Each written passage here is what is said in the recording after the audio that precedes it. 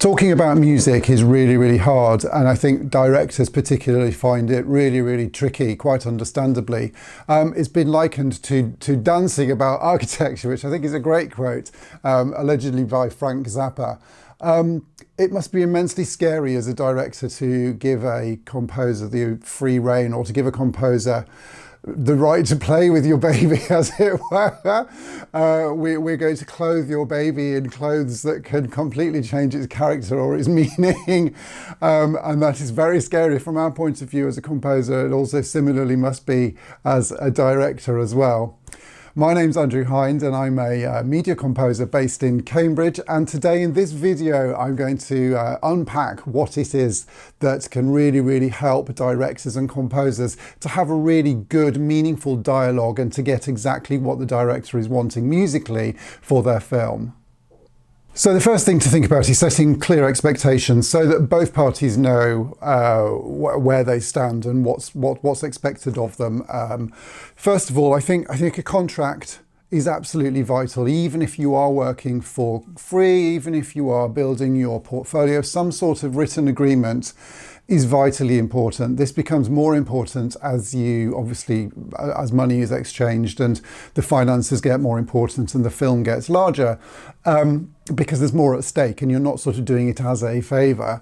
But I think it's really, really vital, even for working for free or working for your portfolio, to have a written agreement as well. This can include, obviously, in the right context, the financial implications and the financial context of how the work is going to be delivered.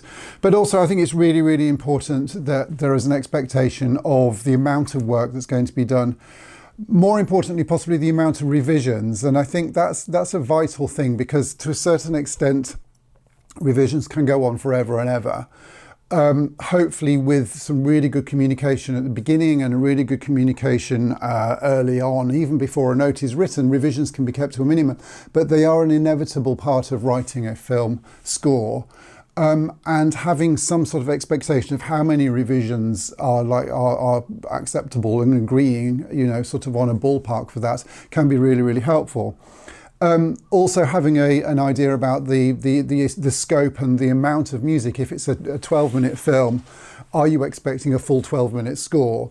Are you expecting only one or two musical interludes? Are you expecting a full orchestra? Are you expecting a string quartet? Do you want live instruments in there, or are you happy with sampled instruments? There's all sorts of questions and things that need to be addressed to really, really sort of scope out what's going on right at the very outset, so both composer and director know, and I think that's a really important thing. The other thing also within this setting expectations is a timescale as well. Obviously it's going to be really short. It always is. But again, it has to be realistic. There has to be some agreement that notes and revisions will come back quickly. There has to be good communication on that, and a realistic and clear expectation of when the music is going to be completed, when it's going to be recorded, when the final files are going to be delivered. Those three different things are really, really important and are totally separate entities and need deciding at the outset. Finally, in terms of expectations, what's the clearest means of communication? I'm looking at my list down here, which is why I keep looking downwards. It might be that you're working face-to-face, which is brilliant and relatively easy if you live in the same area, or one can go into each other's studio. More likely, or that some or all of the communication will need to be done online. How is the easiest way to do that? Are you going to set up a Discord? Are you going to use WhatsApp, for example? Are you going to do it by email? How are files going to be delivered? Are you going to use Dropbox? Are you going to be using Google Drive? Whatever. You need a system in place, a system of sorting out and a system of communication, and an agreement on how that's going to work, so that you can keep things all in one place and you're not chopping and changing. Next, set the vision. what is the overall feel or vibe of the music in the film? Before a note is written, as a director, you need to chat with your composer, and you need to have some sort of idea of how the film feels, what the music's going to sound like. Maybe what role does the music play in the film? Is it just purely background? Does it maybe help with the emotional flow of the film? Does it inform the audience that there's something going on other than what's obvious on the screen? Does it have different functions in different places? Is there music that's, is the diegetic music in the film, for example, does the composer need to write that? So music that's coming from I don't know, a tape player or a gramophone, a car radio. How are you going to get around that? How do those things relate to each other? How does the score relate to that, for example? It's also really, really important to think about the sound world as well. And by that I mean the instruments that are going to be used. Is it going to be electronic? Is it going to be mainly strings? Is it just piano? Does it have voice in it?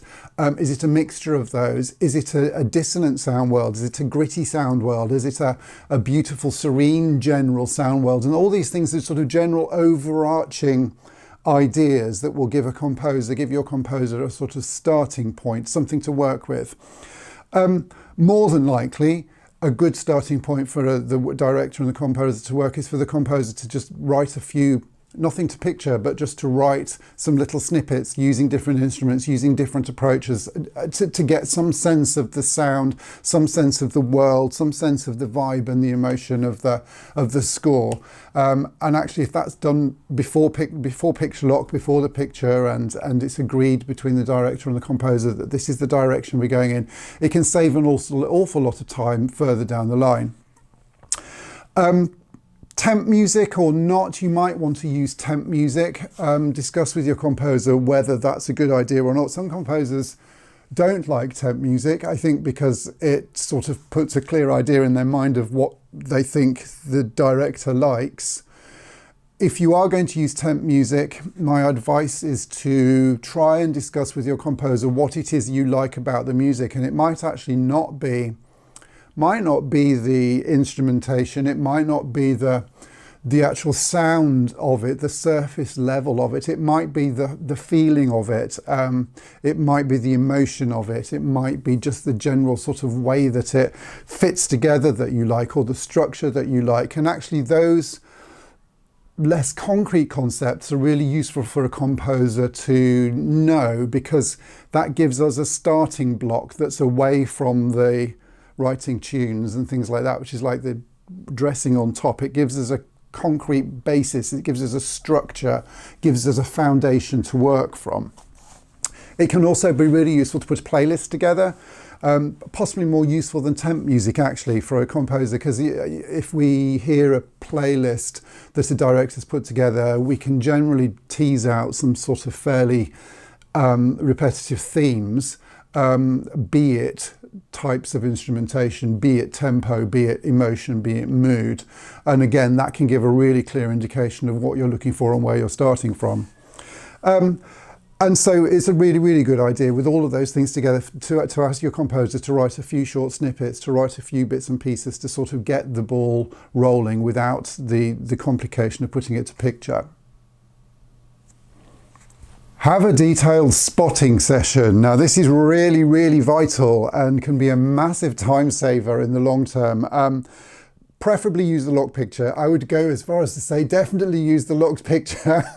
We all know that sometimes that's not possible due to time constraints. We all know that the locked picture will be locked and then it won't.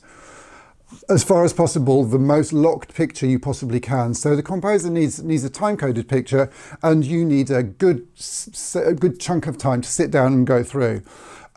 The composer needs to know the start and finish points for the music in each scene, for each cue that's going to have music in it, with time code. That is really, really important. So that your composer knows exactly where they're going to write music, where it's going to stop, where it's going to finish, right the way through the film. And that's been agreed before a note of music is written. That's vitally, vitally important. For each scene, it's really helpful for the composer to know what the purpose is of the music in the scene. So why is there music there? Why do you want music in that scene? What's it supposed to do? Is it supposed to give the audience other information other than what they can see? How can it add to what you've visually done? Now, this is a really, really vital question, I think, because there'll be some scenes where you don't want music, but there are some scenes where you do want music, and it's really useful to know why. And it's often a really hard question to answer. Why do you want music in that scene, and what is its purpose? Sort of leading on from that, what are the audience supposed to feel in that scene? What are the characters there feeling in that scene? What are they thinking in that scene? What's that scene's significance maybe later on in the film? Does the audience need to know that this is a really vital bit that's going to come back, in which case we can musically signal that? Does the audience really need to know that this is tense? Is it not obvious? Or if it looks tense, does it need to be made more tense? Or do we need a sort of calming thing in the background that tells us, okay, it's not tense, it's sort of pseudo tense and everything's okay? Music can give really, really subtle messaging in the background, and it's useful to know exactly what the purpose of the music in each scene is. I think it's really, really important to have a cue sheet or a cue document. Just a really, really simple spreadsheet will do, that can be shared. It's a shared document in the cloud somewhere that the composer can write when they've done the cue. Somewhere they can attach the file to it, version 1. And on that cue sheet, it can be really, really helpful if then the director can make notes, really, really specific notes. It might be that the notes aren't written and everything's on the cue sheet and it's done verbally, and that's attached to it as well in a file or something like that. But a really, really clear way of saying, okay, well, we've done cue number 1, we've got version 1, we've had notes back, we've done revisions, so we've done version 2, got notes back and it's been approved, we can move on to cue number 2, etc. So everyone can see where they're going from, and it's in the cloud, and we're all sort of singing from the same hymn sheet, I suppose, is the thing. How to describe music? Well, this is the nitty-gritty, isn't it? This is the guts of the whole thing. How do you describe music? It's a really, really tough one. If you could describe music in words, we wouldn't bother having it, I think, to a certain extent. The thing that a composer does not want you to say as a director is to say, well, just do your thing. That's really not helpful. The thing about having a blank sheet or carte blanche is a nightmare. For me, at least, some starting point, something concrete is really, really helpful. Expect a series of and a process of trial and error, particularly early on. The first few cues, there may be many revisions, and that's absolutely fine until the dialogue sort of starts to work.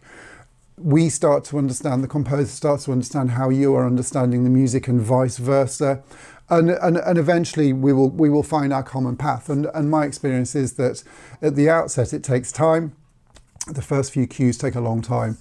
But once we've got that sort of shared pathway, things get much, much quicker. And as the process goes on, it's possible usually to do cues without any revisions once we get the sort of style and we know exactly where we're going from. Unless you're sure as a director of musical terms, I would say don't bother. I think a lot of directors, when they speak to composers, I've had this experience, they'll say, oh, I'm really sorry, I don't know how to describe this, but... And actually that's not a problem. It's not the slightest problem at all. It's like, well, I don't know how to describe what you're doing either.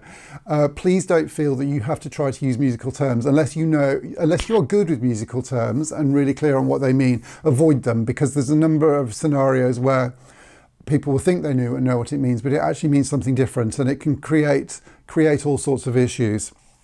It's much, much better to talk about feel, to talk about emotion, rather than say, I want piano here, I want a crescendo here, I want it in 4/4 time or something like that. It's not really particularly helpful.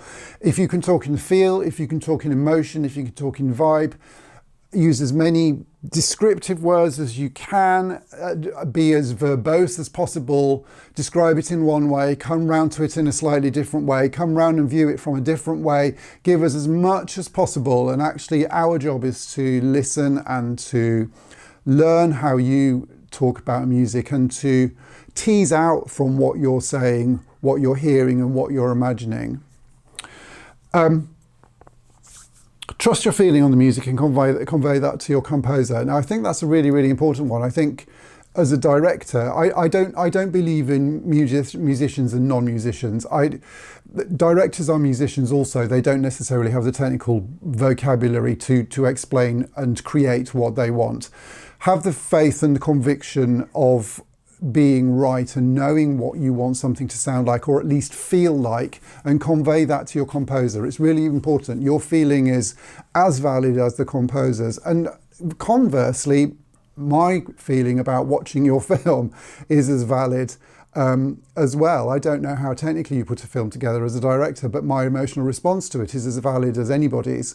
And conversely, yours with music as well. You don't know how it's put together necessarily, but your emotional response to it is as valid as anybody else. So talk to me and let me know how you're feeling about it.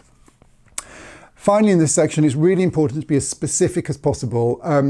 Time code, okay, I want it to be more scary here. Make a concise checklist in your notes. So you're writing literally at 0, 1, 0, 3, 0, 2, 23. I want it to be more scary. I want it to be more frightening. It's not big enough here. It's too loud. It needs to be smaller, etc., etc. I think on the cue sheet, that's really, really helpful. It's concise, it's specific.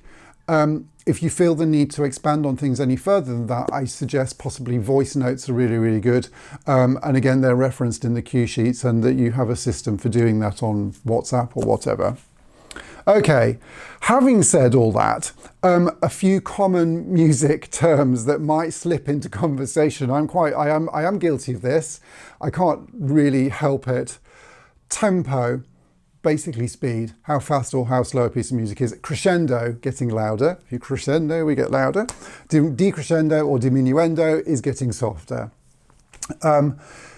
Texture comes up an awful lot. How thick or thin is a piece of music? Is it a transparent texture? Has it sort of got little bits in it that you can see through? Or is it long, thick lines? It's very dense sort of texture.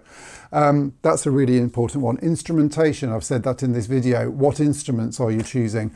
What instruments are going to play the score? The sound world, I've also inadvertently said that, which is basically what it sounds like. Again, the instruments, the world that's created by those instruments, how they combine, whether it's a dissonant sound world, a consonant sound world. Melody, fairly self-explanatory, but it's basically tune. Chords, underneath the tune, blocks of sound. So essentially notes that fit together to create sort of the underneath of melodies. Underscore is one that comes up really frequently that I tend to use as a composer, but a number of directors don't know. And a piece that's underscore is designed to sit underneath dialogue. We should do it so that it is quite transparent texture-wise, and there's nothing loud or nothing poking out. It should be fairly, I was going to say fairly bland, but not necessarily bland, but something that's not going to detract from dialogue, but will give an emotional undercurrent. It's also supposed to be that you don't have instruments in a underscore that are in the same sort of pitch as the human voice, so they're not clashing with dialogue. Diegetic music, I think I said that earlier. So music that's actually in the film, so on a car radio, on a gramophone, or something on a TV, something like that. Dissonance and consonance. Dissonance is sort of clashing sounds, can be used very effectively. Consonance, a release of that tension. Consonant music often feels very sort of tuneful, happier, uplifting, I suppose. Major and minor are the other big ones as well that may be misunderstood. If something's in a major key, broadly speaking, it's supposed to sound bright and happy. Not necessarily.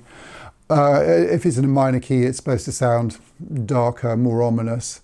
Not necessarily. There's also a number of what are called modes in between that as well. That all have their own different flavour and own different sort of feel. It's really not that important, I don't think, but there are words that do come up quite a lot. Okay, so I really hope that's been helpful. I think the dialogue between director and composer is vital. I think that it's our job as composers to learn to understand what directors are thinking and feeling. We need to learn to translate what they're saying. That's part of our job, listening. We should be great listeners. So expect your composer to be a great listener. But conversely, you need to be a great talker and a great communicator as well. Really hope that's been helpful. I always think you should say subscribe and like and tick buttons or something, but I don't mind. I just like doing these videos. Do it if you'd like to, or maybe I won't see you in another video, but I hope I do see you in another video. Thank you for watching all the way through to the end, and goodbye. Bye.